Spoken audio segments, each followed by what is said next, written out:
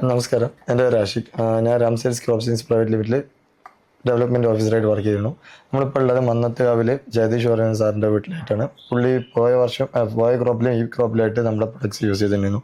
അപ്പോൾ അതിനെക്കുറിച്ചിട്ടുള്ള ഒരു testimonial video എടുക്കാനായിട്ടാണ് നമ്മളിപ്പോൾ ഇവിടെ വന്നിട്ടുള്ളത്. സാറിൻ്റെ പേര്? എൻ്റെ പേര് ജഗദീഷ്. സ്ഥലം തണ്ണിശ്ശേരി പെരുമുമ്പ്. ഇപ്പോൾ നമ്മളിപ്പോൾ ഫസ്റ്റ് ക്രോപ്പിലും സെക്കൻഡ് ക്രോപ്പിലായിട്ട് നമ്മളിത് ഉപയോഗിച്ചിട്ടുണ്ടായിരുന്നു. അപ്പോൾ ഫസ്റ്റ് ക്രോപ്പ് നിങ്ങൾ ഡെമോ വന്നിട്ടുണ്ടായിരുന്നു. സെക്കൻഡ് ക്രോപ്പ് ഞാൻ ഫുള്ളായിട്ട് ഉപയോഗിച്ചു. അതിൽ നമുക്കിപ്പോൾ ഉപയോഗിച്ചതിൽ മാറ്റം പോലെ തോന്നിയത് നമുക്ക് സാമ്പത്തിക നേട്ടമാണ് തോന്നിയത്. പിന്നെ പോയ വട്ടം നമ്മൾ വന്നപ്പോൾ സാറ് പറഞ്ഞിരുന്നു ഗ്രെയിൻസിനെ കുറച്ച് കളർ നല്ല ഷൈനിങ് ഉണ്ടായിരുന്നു. അന്ന് പണ്ടുണ്ടായിരുന്നല്ലോ, അത് എങ്ങനെയായിരുന്നു? അല്ല, അങ്ങനെ അറിയുന്നില്ല. പക്ഷെ നമുക്ക് സാമ്പത്തിക നേട്ടം ഉണ്ട്. സാധാരണ ഉപയോഗിക്കുന്നതിൽ വെച്ചിട്ട് പൊട്ടാഷ്യമൊക്കെ വരെയാണ്. ഇപ്പം അത് നമ്മളെ തുച്ഛമായ വിലയ്ക്ക് നമുക്ക് ചെയ്യാൻ സാധിക്കുന്നുണ്ട്.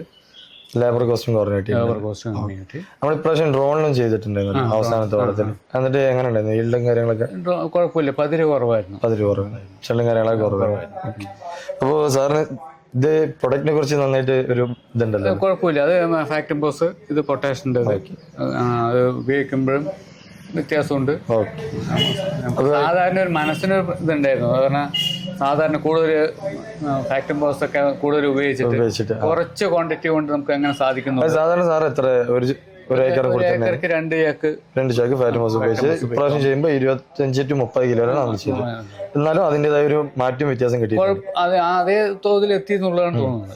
അത് ചിലവ് പറഞ്ഞിട്ട് അതേ തോതിലുള്ള വളവ് കിട്ടിയിട്ടുണ്ട്. അപ്പോൾ മൊത്തത്തിൽ സാറ് സാറ്റിസ്ഫൈഡ് ആണ്.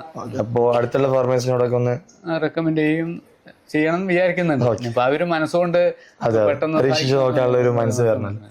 ഓക്കെ, അപ്പോൾ അടുത്ത പ്രാവശ്യം ഇനി മീറ്റിംഗ് എന്തെങ്കിലും കാര്യങ്ങൾ വരുവാണെങ്കിൽ ഒന്ന് അറിയിക്കാം. ശരി.